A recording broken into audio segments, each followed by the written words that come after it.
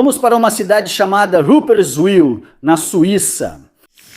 Nesse lugar, uma casa estava pegando fogo. Então, os bombeiros foram até lá para tentar apagar as chamas. Quando finalmente conseguiram conter o fogo e entraram na residência, encontraram 4 corpos sem vida. Ali ficou claro que o verdadeiro problema não era o fogo, mas sim o que estavam tentando encobrir. O que começou como um incêndio acabou se tornando uma das investigações criminais mais importantes da história recente da Suíça. Durante 146 dias, ninguém soube quem foi o responsável. E quando finalmente o identificaram, a resposta surpreendeu até mesmo os investigadores. Esta é a história do caso de Rupperswil.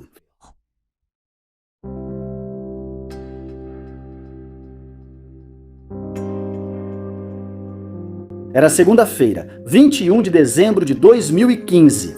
Faltavam 4 dias para o Natal. Rupperswil é uma pequena vila que fica no cantão de Argóvia, no norte da Suíça. Mais ou menos no meio do caminho entre Basileia e Zurique. A população é pequena, cerca de 6.000 pessoas, ou seja, é daqueles lugares onde quase todo mundo se conhece, onde as crianças vão para a escola a pé e onde não acontece muita coisa. Podemos dizer que é uma cidade tranquila. E o tipo de lugar onde você pensaria que nunca aconteceria nada de ruim. Naquela manhã de dezembro, fazia frio, o céu estava nublado e as casas já tinham luzes de Natal e também enfeites nas janelas. Na parte leste da cidade, em um bairro chamado Sportsbürli, havia uma casa de 2 andares com um sótão. À primeira vista, era uma casa comum e normal. Mas os vizinhos não faziam ideia do que estava acontecendo dentro daquelas 4 paredes, até que começaram a ver uma fumaça preta saindo da casa, ficando cada vez mais densa. Isso fez com que, às 11 da manhã daquele 21 de dezembro de 2015, vários deles ligassem para a polícia. Estamos falando dos vizinhos e também dos números de emergência. Um vizinho que achou que provavelmente havia gente dentro se aproximou da porta e começou a bater nela para alertar os moradores daquela casa, mas ninguém respondia. Em um momento, os vizinhos afirmaram que o pai da mulher que morava naquela casa chegou ao local e tentou entrar para ir ao 2º andar, mas, ao abrir a porta, a fumaça era impenetrável. Muito perigoso para fazer isso sem equipamentos ou vestimenta adequada. Então, ele teve que recuar enquanto esperavam que os bombeiros chegassem ao local. A fumaça pode ser mais perigosa que as chamas e causa muitas mortes. Em poucos minutos, os bombeiros de Rupperswil chegaram e começaram a trabalhar para controlar o incêndio, que aparentemente era um incêndio doméstico, ao qual os bombeiros já estavam acostumados a apagar. Enquanto o incêndio ainda estava ativo, uma equipe de bombeiros de resgate entrou na residência para ver se precisavam salvar alguma pessoa ou algum animal de estimação. Mas foi nesse momento que eles entraram em um dos quartos do andar de cima e encontraram 4 corpos inertes, já sem sinais de vida. A princípio, acreditou-se que foi um acidente.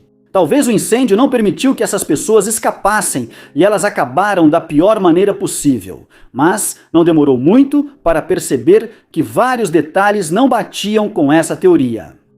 O principal era que os corpos não estavam onde se esperaria encontrá-los se tivessem tentado fugir do fogo. O incêndio foi controlado e foi nesse momento que a polícia, que já estava no local, pôde ver toda a cena.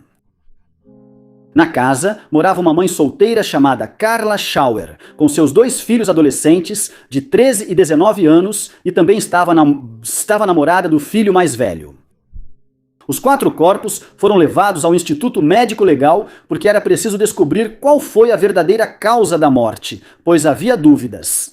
Como mencionei, não parecia que morreram pela fumaça, mas era necessário confirmar a causa para seguir com a investigação. De fato, a autópsia confirmou essas dúvidas. Todos os corpos apresentavam ferimentos de arma branca. Portanto, não era preciso ser um gênio para perceber que o incêndio havia sido provocado para tentar apagar as evidências. No dia seguinte, a notícia foi divulgada pelo Ministério Público, que confirmou o homicídio múltiplo na casa incendiada. O mais estranho desse caso foi que ninguém viu nada. Os vizinhos não viram ninguém entrando ou saindo daquela residência. A única coisa que relataram foi fumaça e que ninguém atendia à porta. A investigação depois descobriria que não houve arrombamento, ou seja, ou a porta estava aberta ou deixaram essa pessoa entrar. Se analisarmos que é uma cidadezinha onde todos se conhecem, deixar uma porta destrancada pode acontecer.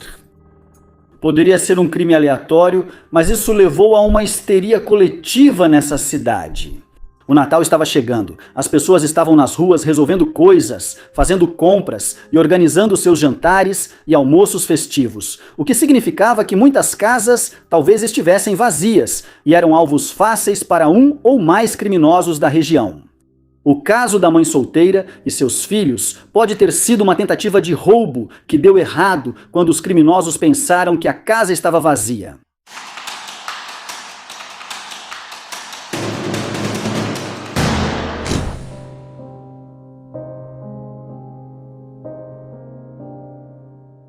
Antes daquela casa se tornar o cenário de um dos piores crimes da história da Suíça, era simplesmente um lar onde vivia uma família.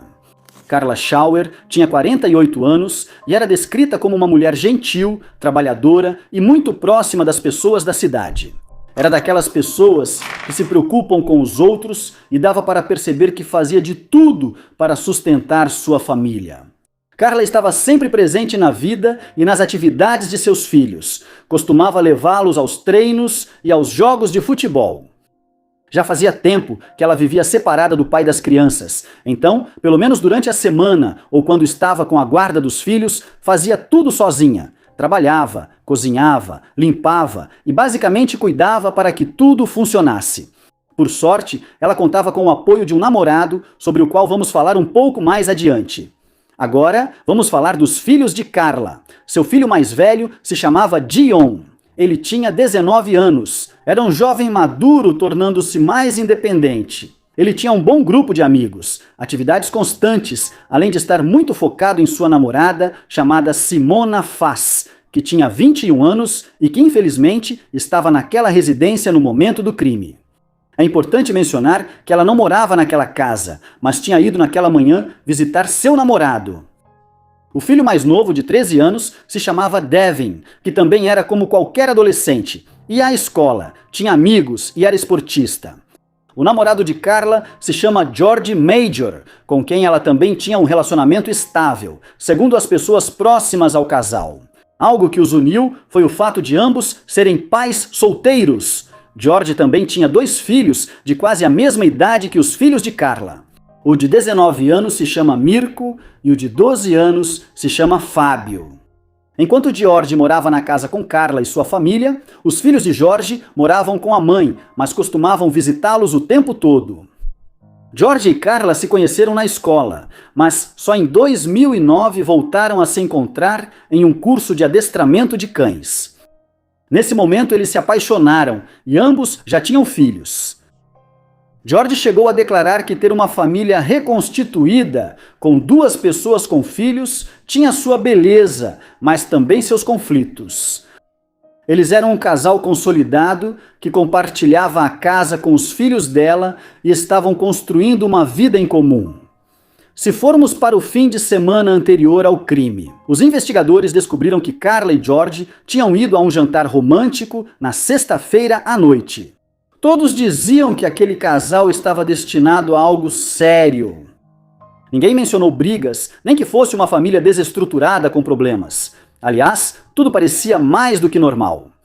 No domingo, 20 de dezembro, na noite anterior ao crime, todos aproveitaram um jantar na residência. Estamos falando de Carla, seus filhos, sua nora Simona e George, o namorado. O jantar foi uma refeição chamada raclette, que é um prato suíço de queijo derretido, compartilhado na mesa e muito típico das noites de inverno. Na manhã seguinte, na segunda-feira, George foi o primeiro a se levantar. Segundo seu depoimento, ele preparou um café para Carla. Ele levou o café para ela na cama e depois começou a se preparar para sair com seu veículo. Saiu caminhando para o trabalho às 7h25 da manhã. Estamos falando de aproximadamente quase 4 horas antes do incêndio. O que aconteceu nessas 4 horas seguintes foi um mistério, porque não havia câmeras de segurança nem testemunhas. Depois do incêndio e de terem encontrado os corpos, o povo ficou indignado. Também estavam preocupados. Todos começaram a trancar suas portas com chave e muitos pais começaram a temer pela vida de seus filhos.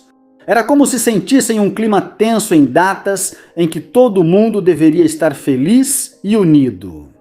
Os investigadores precisavam descobrir quem matou aquela família.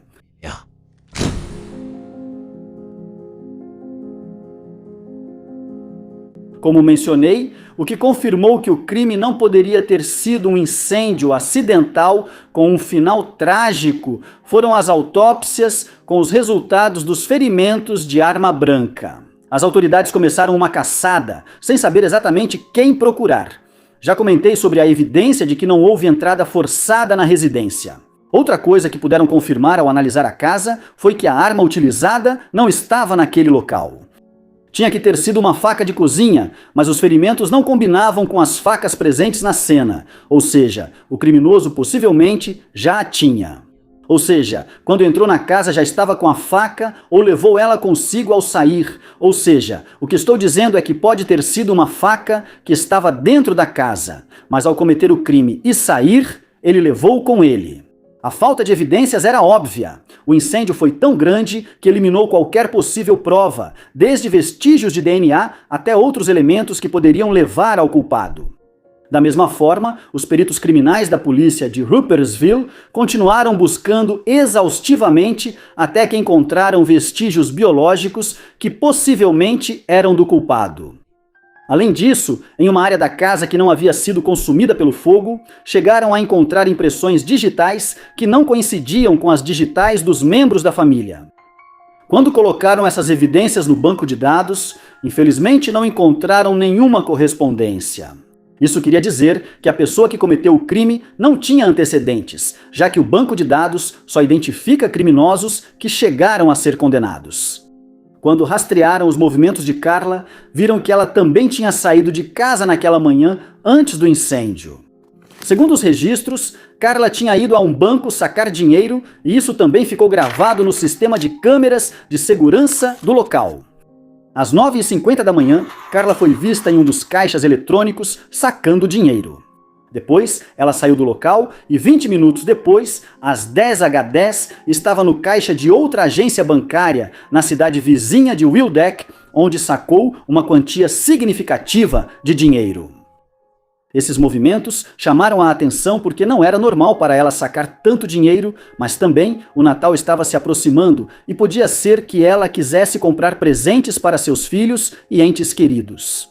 Mas o fato de ela ter feito isso em 2 bancos em tão pouco tempo era algo a ser analisado.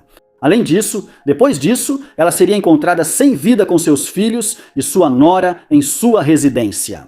Ou seja, por volta das 10 da manhã ela tinha sido vista no último banco e às 11 da manhã as equipes de emergência já tinham recebido o chamado dos vizinhos por causa do incêndio. Estamos falando de aproximadamente 30 a 40 minutos entre os 2 eventos, isso se considerarmos o trajeto de carro do último banco até a residência. Essas imagens de Carla nos bancos foram divulgadas na mídia e na internet porque as autoridades queriam saber se alguém tinha visto alguma pessoa suspeita nesses bancos ou se tinham visto a Carla com mais alguém. E é super interessante analisar que os investigadores tinham um pressentimento, eles sentiam que havia algo mais nessa ação da Carla. Naquela manhã, se a teoria do roubo fosse real, alguém poderia tê-la seguido sabendo que ela estava com muito dinheiro? Também poderia ter sido que ela estava sendo obrigada a sacar essas quantias de dinheiro após ter sido ameaçada, por exemplo, e eram conjecturas que precisavam ser verificadas se alguém tinha visto algo ou tinha visto a Carla nervosa. A investigação poderia tomar um rumo mais claro. No dia 24 de dezembro, antes da noite de Natal, as autoridades distribuíram panfletos com a foto da Carla e pediram a ajuda da população. Também solicitaram as gravações das câmeras que muitos motoristas têm instaladas em seus veículos, caso alguma tivesse registrado algo perto da casa ou nos arredores. Todos estavam falando sobre esse caso, o que fez com que chegassem múltiplas denúncias, ligações, possíveis testemunhas, mas, como costuma acontecer, a maioria acabou sendo evidência falsa ou testemunhas pouco confiáveis. Mas houve uma ligação que chegou em 26 de dezembro que levantou suspeitas. Uma testemunha disse que pouco depois do incêndio viu 2 homens em uma farmácia e que eles tinham ferimentos de corte. Não sabemos se ele falava dos 2 homens com ferimentos ou apenas de um que estava sendo acompanhado por outra pessoa. Isso impressionou na investigação, pois para quem não sabe, é comum ter cortes na mão após esfaquear alguém. Na maioria dos casos, a faca pode bater em um osso, o que faz com que a mão do assassino, nesse caso, escorregue e acabe se cortando. Em milhares de casos, essas feridas aparecem depois de um esfaqueamento. As autoridades conseguiram encontrar essas pessoas, as interrogaram e analisaram seus movimentos naquele dia e puderam confirmar que as feridas não tinham relação com o crime na casa incendiada. O caso também passou pela Interpol. Como estão na Suíça, é fácil se deslocar para outros países, embora não façam parte da União Europeia. Este país tem mais de 100 acordos bilaterais, o que faz com que os cidadãos possam se deslocar com facilidade pela Europa. Nesse momento, estava sendo analisado que o crime teve que ter sido cometido por pelo menos 2 pessoas, para poderem dominar a vítima e depois incendiar uma residência. Era difícil acreditar que uma só pessoa poderia ter feito tudo isso. Em janeiro, também voltou a hipótese de um crime aleatório. 2 ou mais criminosos que não conheciam Carla, mas que a seguiram depois que ela sacou muito dinheiro do banco. E se essa teoria estivesse correta, a investigação ficaria muito mais difícil. Porque geralmente, quando o responsável conhece a vítima, a polícia pode começar a seguir diferentes pistas. Estamos falando de familiares, ex-parceiros, parceiros atuais. Mas com isso, tudo mudava, porque já não havia uma relação para investigar, nem um vínculo para seguir. Com essa teoria, obviamente, outras ainda eram consideradas, mas isso fazia parecer que o caso teria que começar do zero. Para tentar resolver o caso, a polícia criou uma equipe especial. Cerca de 40 pessoas ficaram dedicadas exclusivamente à investigação. Muitos trabalhavam praticamente o dia todo com um único objetivo: descobrir quem tinha entrado naquela casa e tirado a vida de toda uma família. Mas os dias continuavam passando e o responsável não aparecia. E vale a pena imaginar como é uma investigação desse tipo. Não é como nos filmes, onde uma pista muda tudo em questão de minutos. A realidade é muito mais lenta. É revisar milhares de depoimentos, analisar horas e horas de gravações e seguir pistas que, uma após a outra, acabam em um beco sem saída, já sem respostas. Foi decidido oferecer uma recompensa de 100 mil francos suíços, aproximadamente 122 mil dólares naquela época, por informações que levassem à captura do ou dos culpados pelo crime. E essa foi a recompensa mais alta já registrada em um caso criminal na Suíça, o que demonstrava a importância desse caso naquele país. Depois disso, foram recebidas mais de 250 pistas confiáveis e mais de 110 pessoas entregaram gravações das câmeras de seus veículos, o que significava mais meses analisando cada uma dessas evidências para tentar descobrir o culpado. Com certeza. Vocês devem estar se perguntando se chegaram a interrogar e investigar pessoas próximas de Carla, e a resposta é sim. Muitos foram analisados, mas ninguém se encaixava com as evidências encontradas e todos tinham álibis verificáveis ou verificados. Mas houve alguém muito próximo da família que teve que passar por esse processo e de uma maneira bastante intensa.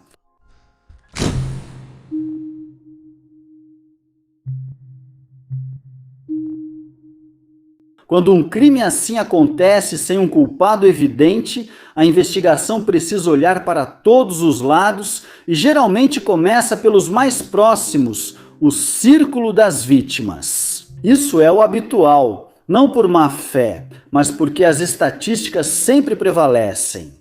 Na maioria dos crimes, o responsável é alguém conhecido. Então, a primeira coisa que os investigadores fizeram foi examinar todo o círculo próximo da família. Eles se perguntaram se havia problemas financeiros, conflitos pessoais, alguma dívida ou alguém que pudesse querer lhes fazer mal. Um dos primeiros a ficar sob suspeita foi George Major. O parceiro de Carla era o suspeito mais óbvio para essa investigação. Ele foi o último a ter contato direto com eles e até esteve naquela manhã na casa.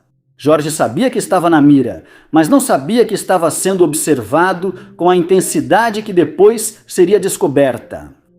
As autoridades chegaram a grampear seu telefone, colocaram um dispositivo GPS oculto em seu veículo e até revistaram seu local de trabalho.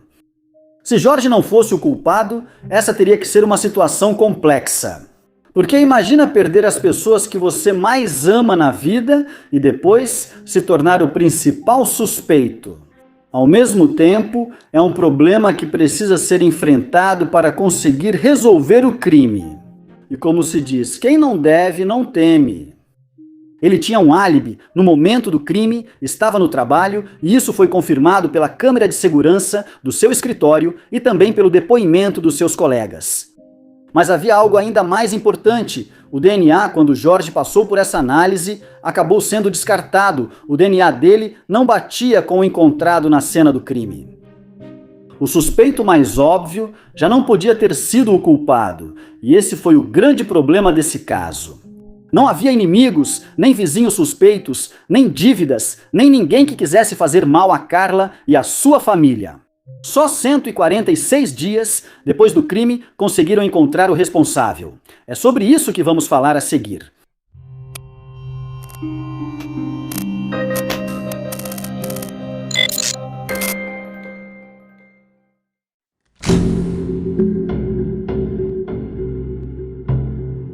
Embora tenham se passado 146 dias, um pouco antes, os investigadores começaram a analisar o perfil de uma pessoa que morava muito perto do local, porque eles haviam encontrado certos identificadores de telefones celulares conectados no intervalo de tempo do crime à antena próxima, localizada perto da cena do crime.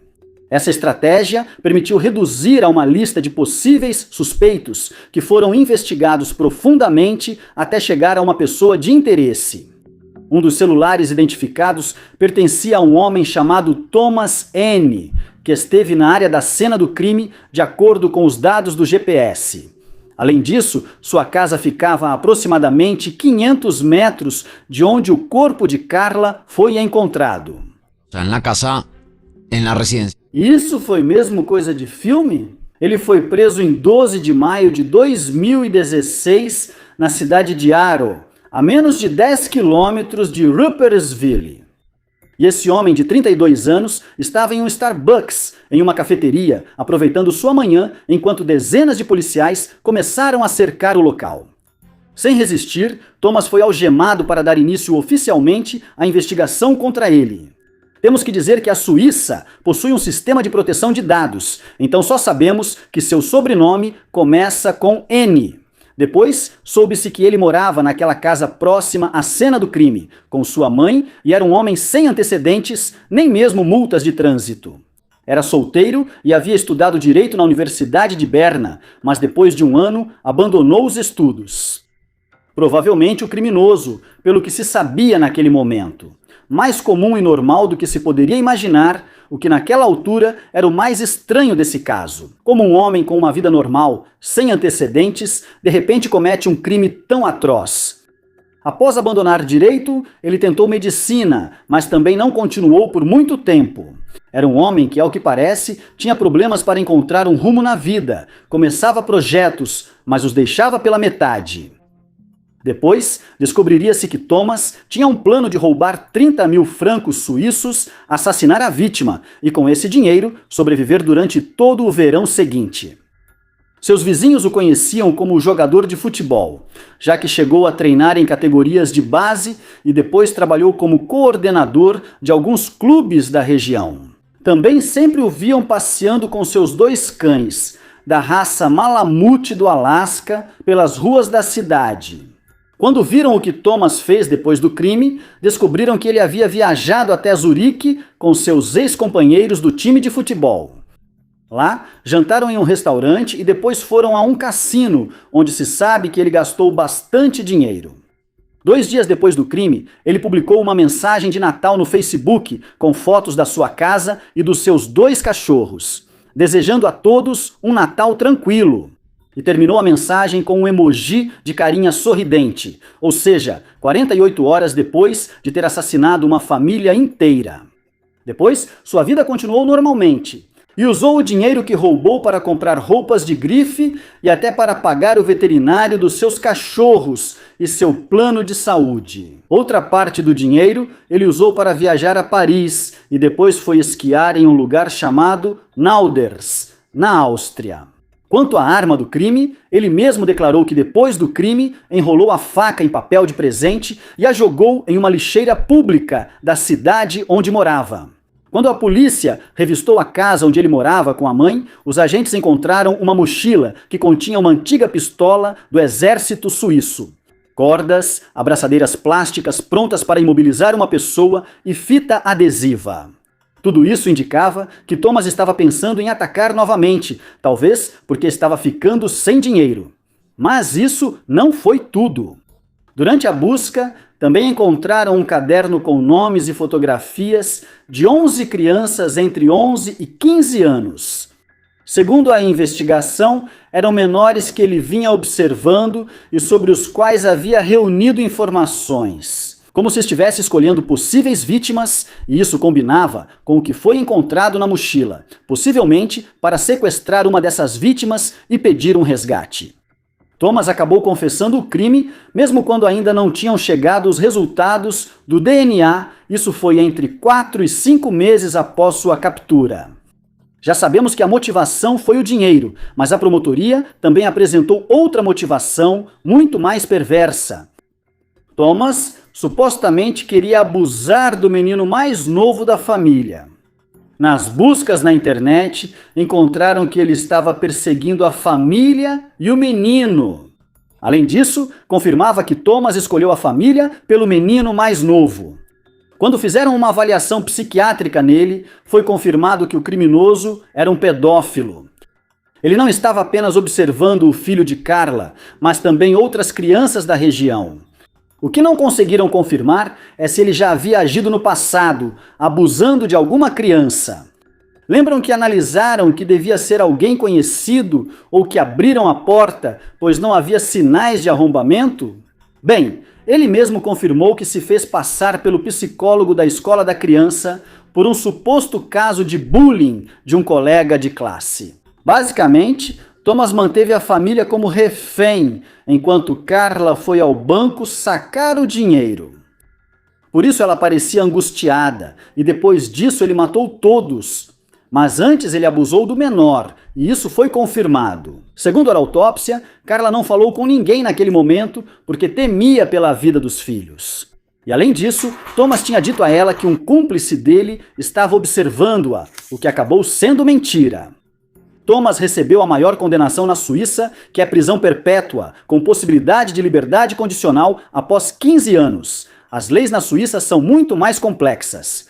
Houve toda uma questão com a condenação de Thomas, mas enfim, no final decidiram dar a ele a pena máxima possível. Além disso, porque foi analisado, segundo especialistas, que Thomas poderia eventualmente se reintegrar à sociedade após passar por uma internação psiquiátrica, antes que ele pudesse receber liberdade condicional no futuro. Até hoje, Thomas continua cumprindo sua sentença. A dor ficou evidente nos funerais. Mais de 600 pessoas se reuniram na igreja de Rupperswil para se despedir de Carla, de seus filhos e também de sua nora. Isso, para uma cidade com poucos habitantes, era impressionante e também era uma grande demonstração do quanto aquela família significava para a comunidade. Mas também o quão impactante foi esse caso. Esse foi o caso de hoje. Aguardo seus comentários abaixo. Me deixem saber qual de todas as teorias vocês acham mais provável. E assim, nós nos encontraremos na próxima história.